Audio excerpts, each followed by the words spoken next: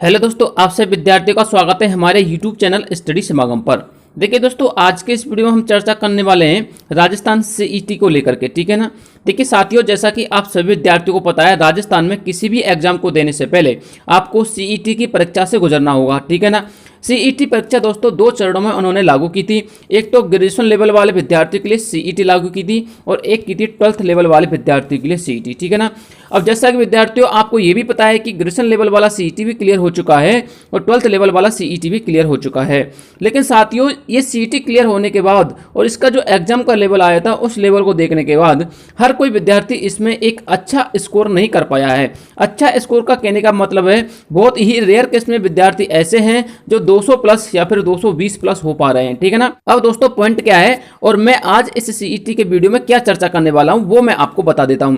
देखिए साथियों, आपसे विद्यार्थियों को पता है स्टूडेंट जो है ना वो 40% पास होने वाले विद्यार्थियों की मांग कर रहे हैं। यानी कि ऐसे विद्यार्थी जो सीईटी के किसी भी लेवल में, चाहे वो ग्रेजुएशन लेवल का हो चाहे वो आपका 12th लेवल का हो, उसमें यदि कोई साथी 40% का स्कोर कर रहा है तो उसको हर एग्जाम में बैठाने की मांग कर रहे हैं। दोस्तों देखिए, ये मांग बिल्कुल उचित भी है, लेकिन साथियों मैंने इसके 40% को लेकर के एक वीडियो पहले भी बनाया था और जब वीडियो बनाया था तो आप सभी विद्यार्थियों के ये कमेंट आए थे कि सर हमको ये लगता नहीं है, क्योंकि जितने दिन से ये मांग की जा रही है 40% की, उसमें गवर्नमेंट अपनी चुप्पी साधे हुए, ठीक है ना। गवर्नमेंट का कोई रिप्लाई नहीं आ रहा है। तो साथियों उनका यह मानना था कि सर हमको ऐसा लगता नहीं है कि गवर्नमेंट इसके प्रति कुछ एक्शन लेगी या फिर नहीं लेगी। देखिए साथियों, सबसे पहले तो मैं आपको वो दिखाता हूँ जिसमें गवर्नमेंट ने एक नया फॉर्मूला लागू किया था जो सीईटी वाले विद्यार्थी थे उनके 15 गुना वाला। सीईटी मुख्य परीक्षा में नया फॉर्मूला, स्कोर के आधार पर पदों के मुकाबले टॉप 15 गुना अभ्यर्थियों का होगा चयन। अब देखिए, मैं आपके जितने भी डाउट है ना उनको क्लियर करने वाला हूं।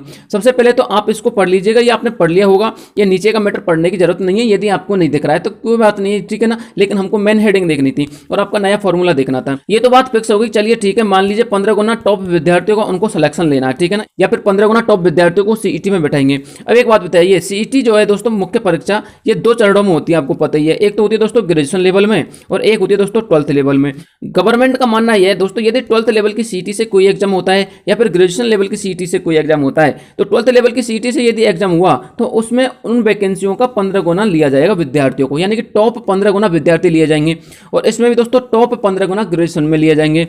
अब दोस्तों समस्या क्या है, समस्या मैं आपको बता देता हूं। देखिए साथियों, सपोज कीजिए सीईटी का जो एग्जाम है ना दोस्तों, ये ग्रेजुएशन लेवल का हो गया और ये हो गया आपका 12th लेवल का, ठीक है ना। इसमें कैटेगरी वाइज 15 गुना ले लिया जाएगा वैकेंसियों का और इसमें भी कैटेगरी वाइज 15 गुना ले लिया जाएगा वैकेंसियों का, ठीक है ना।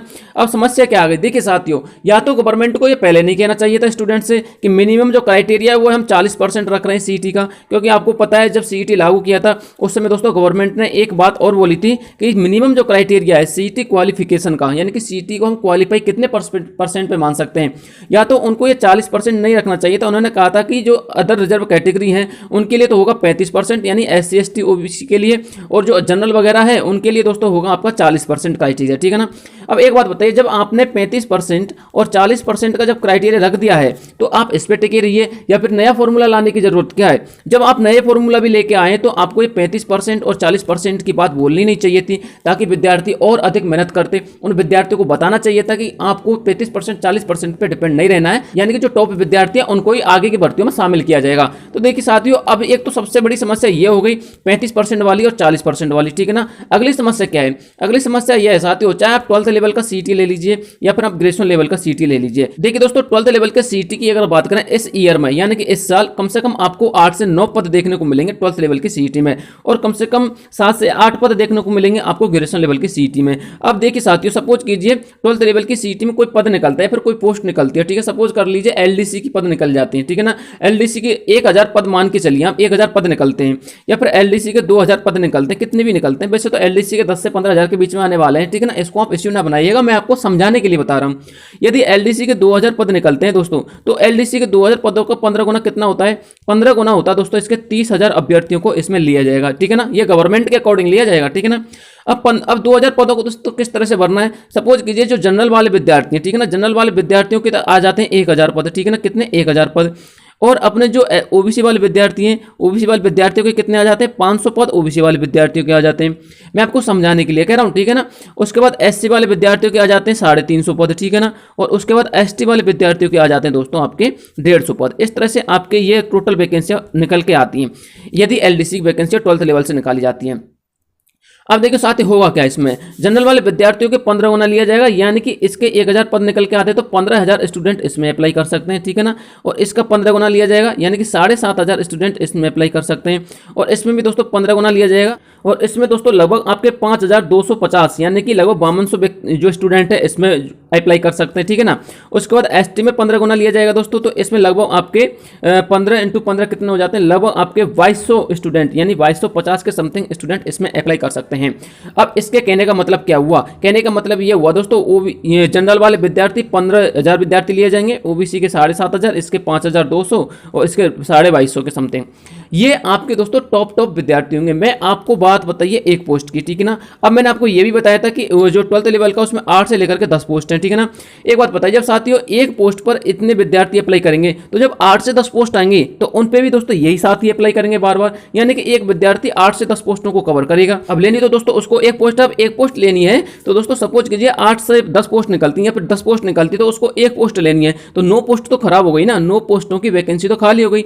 यानी कि कहने का मतलब यह है कि यही विद्यार्थी बार बार आते रहेंगे और 8 से 10 पोस्टों पर अप्लाई करते रहेंगे, यानी कि जो इससे कम अंक वाले विद्यार्थी हैं दोस्तों उनको तो मौका मिलेगा ही नहीं। तो सबसे बड़ा पॉइंट दोस्तों गवर्नमेंट के सामने यह भी आकर खड़ा हुआ है कि इस तरह से तो एक ही विद्यार्थी बार बार 8 से 10 पोस्टों पर, यानी कि हम ऐसा कह सकते हैं सभी पोस्टों पर अप्लाई करते रहेंगे। कुछ चुनिंदा विद्यार्थी, आने वाले जो पिछले विद्यार्थी जो इनके कम अंक है उनको तो मौका मिलेगा ही नहीं, ठीक है ना।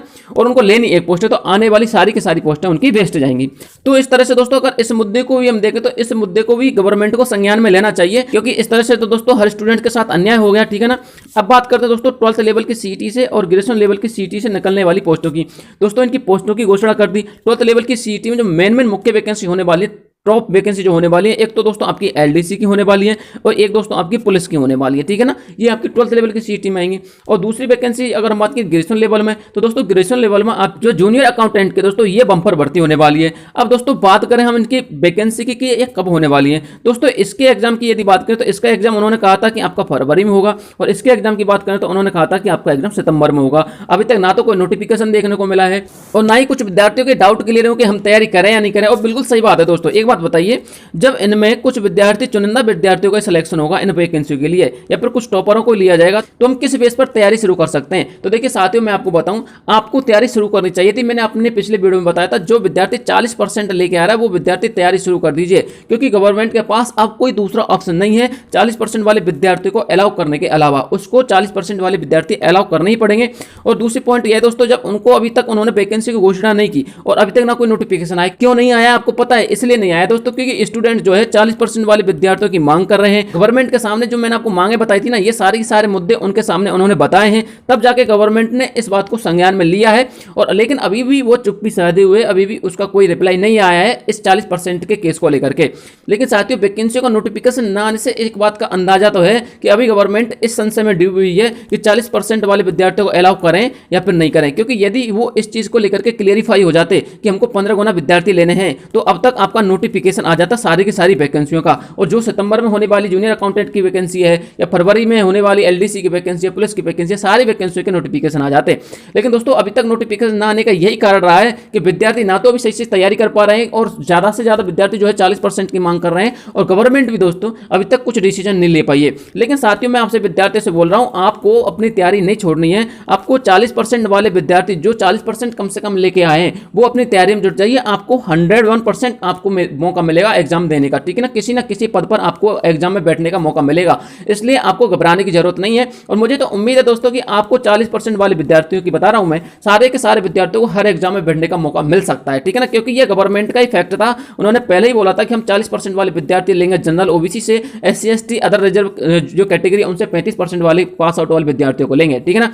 लेकिन दोस्तों मैं उन विद्यार्थियों को भी सलाह देना चाहूंगा जो विद्यार्थी 40% से नीचे हैं, उनको दोबारा से सीईटी की तैयारी करनी चाहिए। क्योंकि राजस्थान में अब एक भी वैकेंसी ऐसी नहीं होगी जो विदाउट सीईटी होगी, यानी आपको सीईटी की एग्जाम तो देनी ही पड़ेगी राजस्थान में। यदि किसी भी लो डिवीजन क्लर्क की या किसी भी लोअर जो पोस्ट को लेना है, तो आपको सीईटी की तो एग्जाम दोस्तों देनी पड़ेगी। कम से कम 7 से 8 पोस्ट आती हैं और इतनी पोस्टें दोस्तों जो गवर्नमेंट में अच्छी वैकेंसी के पद पर निकलती हैं, ठीक है ना। इसलिए जो विद्यार्थी सीईटी का एग्जाम क्वालिफाई नहीं कर पाए थे, उनको सीईटी का एग्जाम क्वालिफाई करने के लिए दोबारा से तैयारी में लग जाना चाहिए।